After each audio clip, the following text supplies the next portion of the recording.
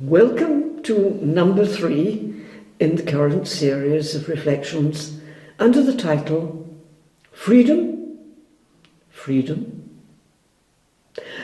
And in this series of reflections, our aim is simply to look at one aspect of the current period of time we're all journeying through, and one of the challenges that we have to face.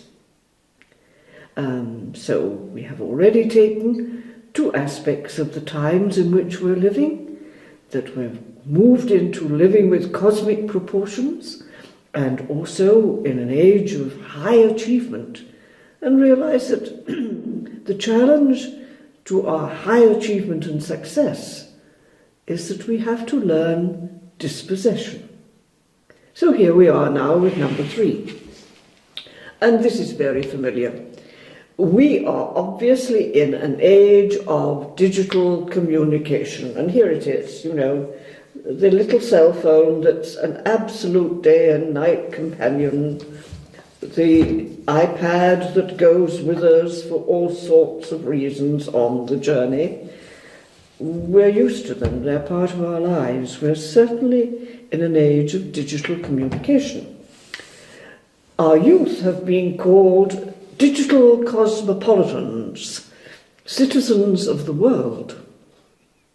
And it's true.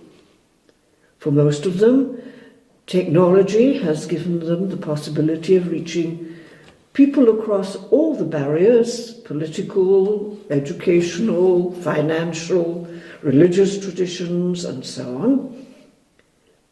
Vast number of people over vast distances. Communication. We have all the technology. We can use the email, we can use Skype, the website, the Facebook, the WhatsApp, the Twitters, the tweets, the blogs, the chatting, etc., etc., etc. But really, are we talking about communication or only messaging? Sending information from one place to another, rapidly and not always accurately, whereas communication requires an interaction that is mutual and personal. But the communication we have, the digital communication, does have many positive effects that we need in this age. It does help to bring down the barriers, to help people to cross into other worlds, in other ways of thinking, political viewpoints, traditions, and so on, which is what we certainly do need. We need to grow in the sense of each one of us belonging to the whole family, and that the whole world is our responsibility. Planet Earth doesn't belong to any one group of people. It's the responsibility of all of us. And so our digital communication, all the methods we have, certainly is a very positive help towards this in today's age. Of course, it has negative effects also.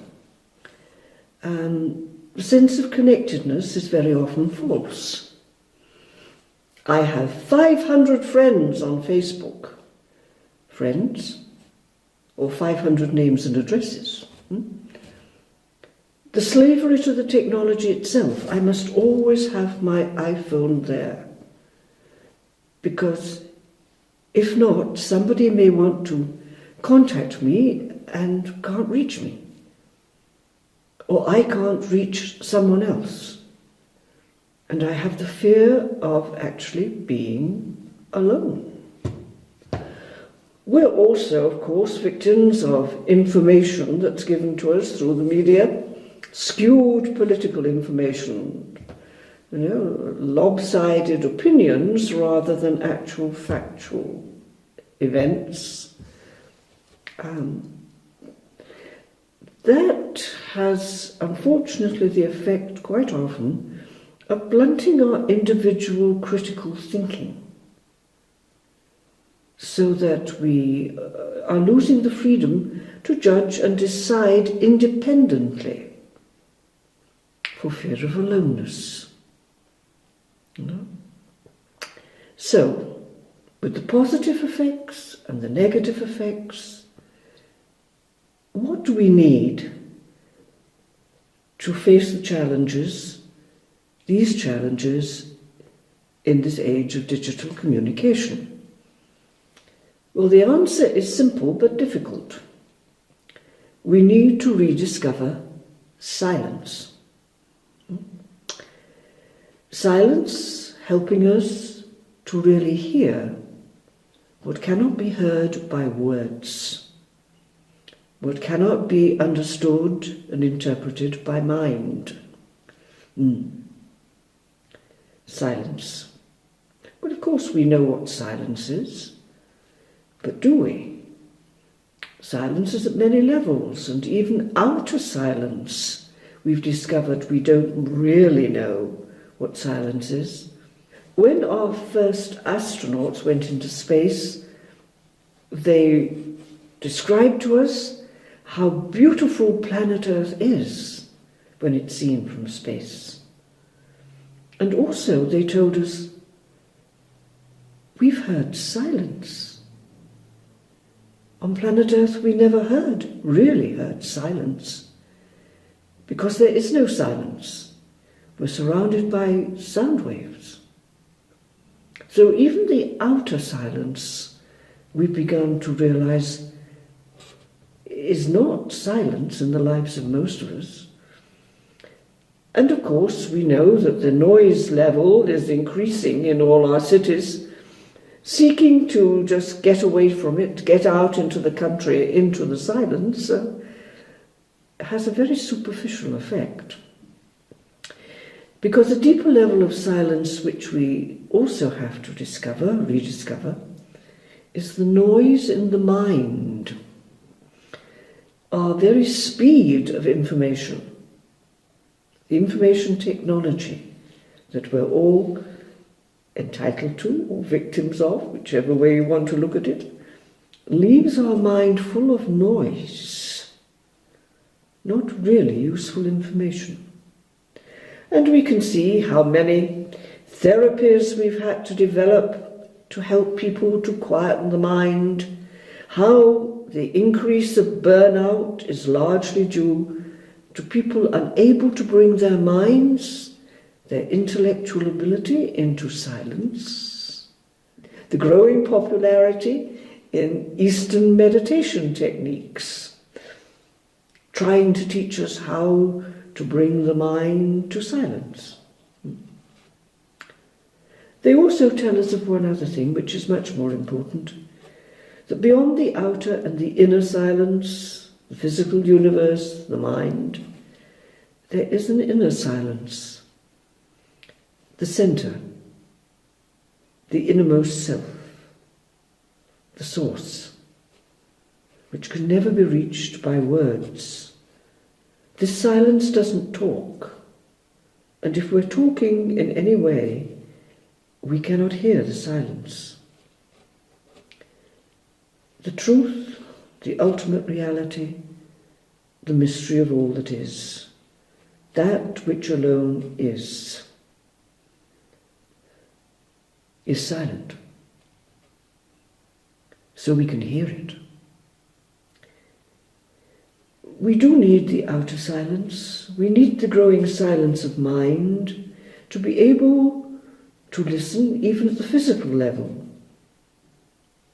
without words. But the innermost silence is beyond them both. Difficult? Yes and no. We have developed abundant methods to bring our physical capacities, body and mind, into stillness and to listening without reliance on words. And through this we have discovered that as a human being, the self has the ability for non-physical communication. We have it. We need it. So why is it so difficult? We only listen if we pay attention. And we'll only pay attention if we're interested.